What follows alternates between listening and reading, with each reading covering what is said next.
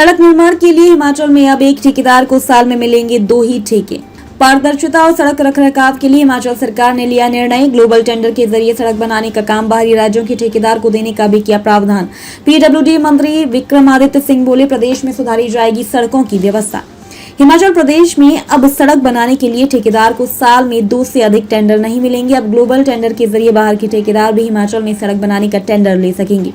ये बात पीडब्ल्यूडी मंत्री विक्रमादित्य सिंह ने शिमला में आयोजित पत्रकार वार्ता में कही है। विक्रमादित्य सिंह ने 69 NH का हल्ला मचाने वाली विपक्षी भाजपा पर भी सवाल खड़े किए हैं। विक्रमादित्य सिंह ने कहा कि हिमाचल में एक ठेकेदार कई ठेके ले लेता है, जिसकी वजह से काम लटक जाते हैं। इस व्यवस्था को सरकार ने बदलने का निर्णय लिया है। एक ठेकेदार को 2 से अधिक ठेके नहीं दिए जाएंगे और जो ठेकेदार अच्छा काम करेगा उसको ही सड़क बनाने का कार्य सौंपा जाएगा। इसके अलावा अब ग्लोबल टेंडर के जरिए सड़क बनाने का काम बाहरी राज्यों के ठेकेदार भी कर सकते हैं। विक्रमादित्य सिंह ने कहा कि हिमाचल में 69 नेशनल हाईवे की बात करने वाली बीजेपी का झूठ सामने आ गया है, क्योंकि हिमाचल प्रदेश के लिए केंद्र ने 69 नहीं बल्कि 9 हाईवे दिए हैं, उनको भी अभी मंजूरी नहीं मिली है। विक्रमादित्य सिंह ने बताया कि बजट में सड़कों के निर्माण व रखरखाव के लिए 1350 करोड़ का प्रावधान रखा गया है, जिसमें 1060 किलोमीटर नई सड़कें बनाई जाएंगी। जो हमारे 53,413 करोड़ रुपए का बजट पेश किया गया,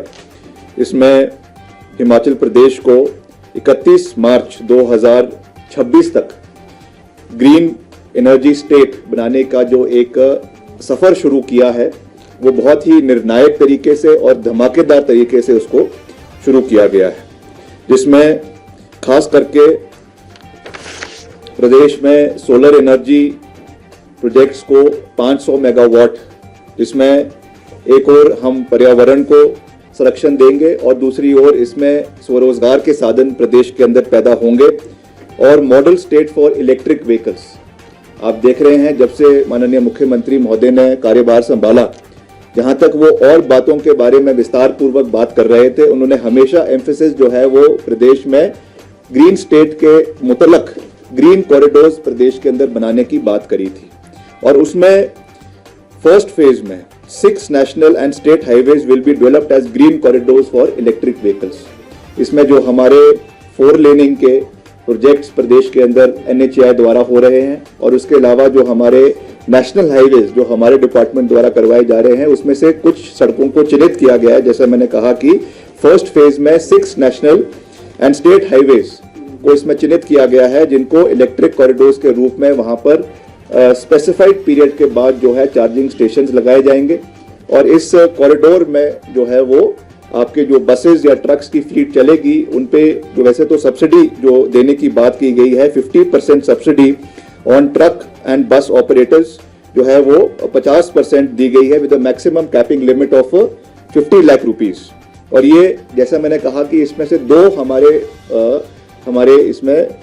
जो है आपके टारगेट सिद्ध हो रहे हैं। एक और जो हम स्वरोजगार के साधन दे रहे हैं, हमारे युवाओं को 50% सब्सिडी पर जो है वो ट्रक्स और बसेस लगाने के लिए पैसा सरकार की ओर से दिया जाएगा। साथ ही साथ शिक्षा की प्रणाली को मजबूत करने के लिए जो माननीय मुख्यमंत्री महोदय का सबसे बड़ा एजेंडा था कि उन्होंने हर विधानसभा क्षेत्र में Rajiv Gandhi day boarding schools खोलने की जो घोषणा करी है। और ये कोई आम स्कूल नहीं होगा, it will be a state of the art school which will be spread over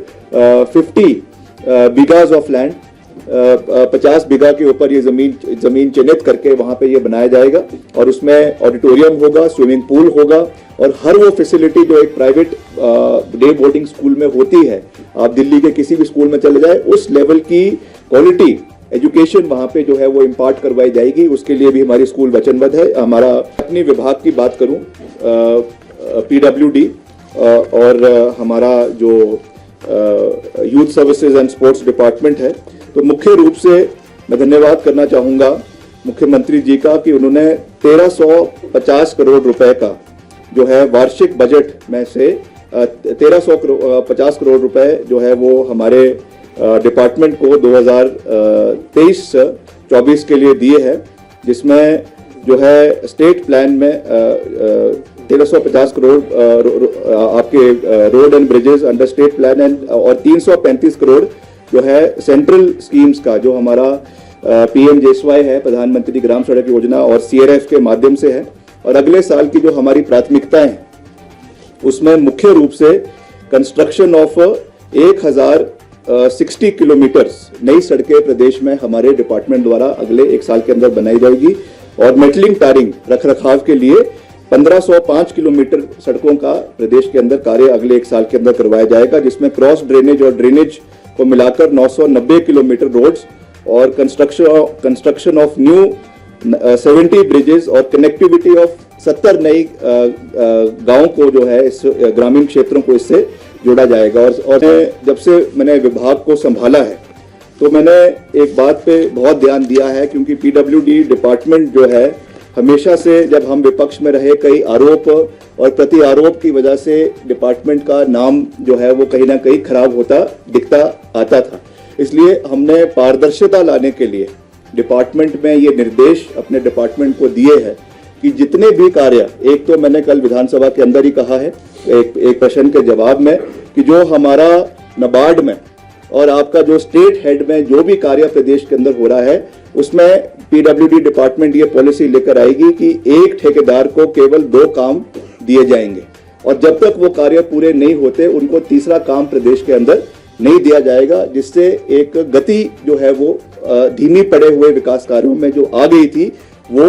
उसको हम गति दे सके। और दूसरा,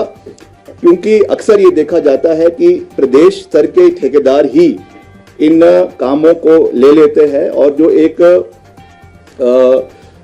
जो यूनिफॉर्मिटी और एक जो नए टेक्नोलॉजीज की यूटिलाइजेशन जो जमीन स्तर पे होनी चाहिए वो हमको नहीं दिख रही थी। इसके लिए भी हमने ये निर्देश दिए हैं कि प्रधानमंत्री ग्राम सड़क योजना में जो अब नए मेटलिंग का कार्य शुरू होगा, जिसके बारे में अभी मैंने आपको बात कही, अपग्रेडेशन का शुरू होगा, उसमें हम सर्कल वाइज जितने हमारे सर्कल्स है पीडब्ल्यूडी के उसमें क्लस्टर्स बनाए जाएंगे और उसमें जो भी कार्य इनमें होगा वो ग्लोबल टेंडरिंग के हिसाब से होगा, जिसमें अंतर्राष्ट्रीय स्तर पे या राष्ट्रीय स्तर पे जिस तरीके से आपके 4 लेनिंग के लिए national highways authority of India द्वारा ग्लोबल टेंडर्स लगाए जाते हैं, इन द सेम कॉन्टेक्स्ट उसको प्रदेश के अंदर हम लागू करेंगे ताकि विश्व भर से या देश भर से कोई भी इसमें पार्टिसिपेट कर सकता है। पारदर्शिता भी रहेगी, यूनिफॉर्मिटी रहेगी और समय रहते हुए जो है इसमें कार्य पूरा होगा। ये हमारी एक सोच है जिसके लिए मैंने मुख्यमंत्री जी से भी निवेदन किया है